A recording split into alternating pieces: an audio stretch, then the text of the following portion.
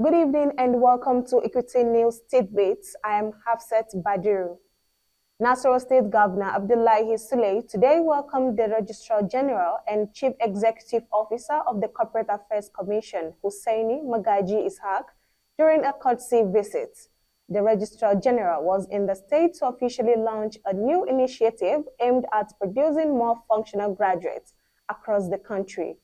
Equity Government House correspondent Zainab Ibrahim reports.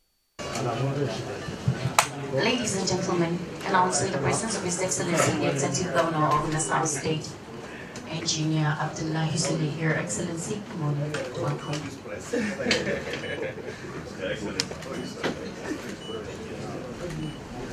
His Excellency Engineer Abdullahi Sule recently welcomed the Registrar General and CEO of the Corporate Affairs Commission, Hussain Magaji Ishaq, SAR, during a courtesy visit. Banking on information available on our disposal, we discover several registered businesses taking place within the space of Nasarawa State, enjoying the social amenities provided by the Nasarawa State government, but paying their tax to another authority. But with us, we can able to fetch you the total number of registered businesses operating within the demographic setting of Nasarawa State through their registered addresses filed with us, thereby forcing them to get the Nasarawa State T. This is an area that we need your cooperation as a matter of urgency. The CAC is inclined to provide such assistance and fast-track business registration services in Nasarawa State to ensure that all informal businesses taking place without registration captured in the database of registered entities. Also, to bring our services to our doorstep in order to provide opportunity to your people to have access to various federal government initiatives that were designed to cushion the effect of federal government economic reforms, programs such as federal government loan grant at the Federal Ministry of Industry, Trade and Investment, 3MTT at the Federal Ministry of Communication and Digital Economy, Nigerian Youth Investment Fund Loan, NEL Fund Super Initiative at Industrial Training Fund, ITF.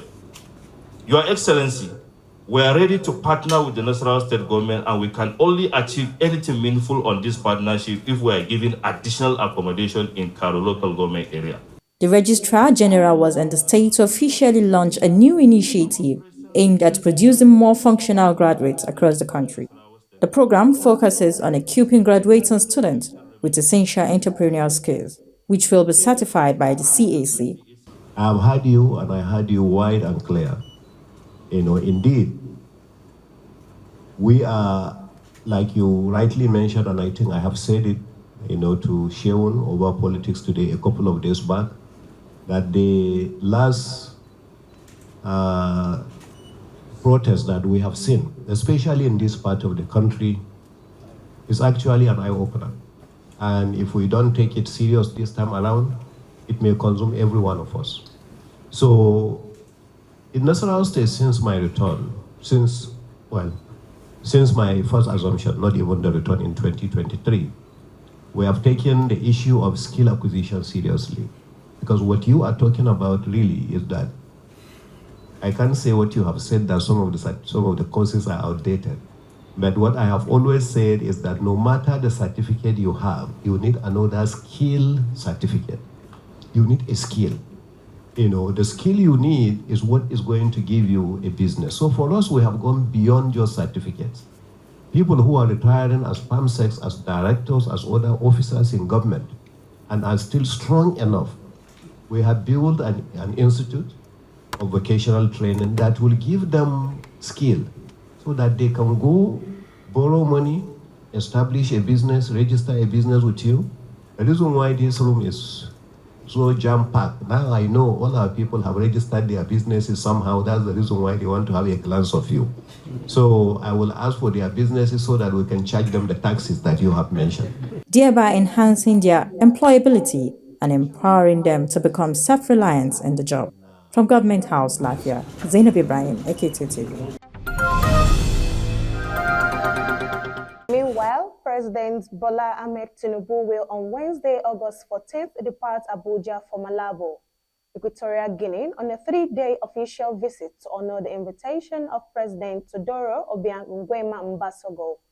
This was announced in a statement signed by Special Advisor to the President on Media and Publicity, Ajuri Ngalade, today. The statement said President Tinubu will meet with the Equatorial Guinean President at the presidential villa on arrival, where meetings will be held between the two leaders on agreement, particularly on oil and gas and security side. Information and National Orientation Minister Mohammed Idris unveiled a comprehensive 5-pronged vision aimed at developing the policies and programs of the federal government. Speaking at a one-day retreat held in Abuja today, the minister emphasized the need for transparency in public communication as a mainspring for restoring public trust and effectively delivering the government's agenda to both citizens and the global community.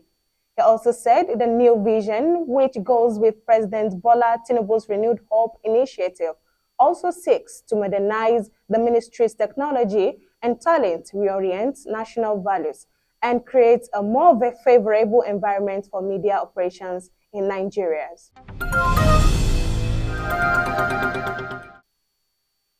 From the international news, Israeli crowds have stormed the Al-Aqsa Mosque in occupied East Jerusalem, as well as villages in the occupied West Bank, as they mark the Jewish holiday. Far-right National Security Minister Itamar Ben-Gvir led a crowd of thousands into the Al-Aqsa Mosque compound in occupied East Jerusalem today and performed prayers. Despite Jewish religious rites being banned at the location, Israeli police reportedly offered protection as well as illegal settlers involved in violence in the West Bank. From sports news, Chelsea looks to elevate interest in Napoli striker Victor Osimhen after the Nigeria international handed in a transfer request over the weekend. The Nigerian international has long been linked with a move away from the club, having joined them from the Lille in the summer of 2020. Chelsea have held a long-standing interest in Osimhen and have previously held talks with Italian side over a potential swap deal involving Romelu Lukaku.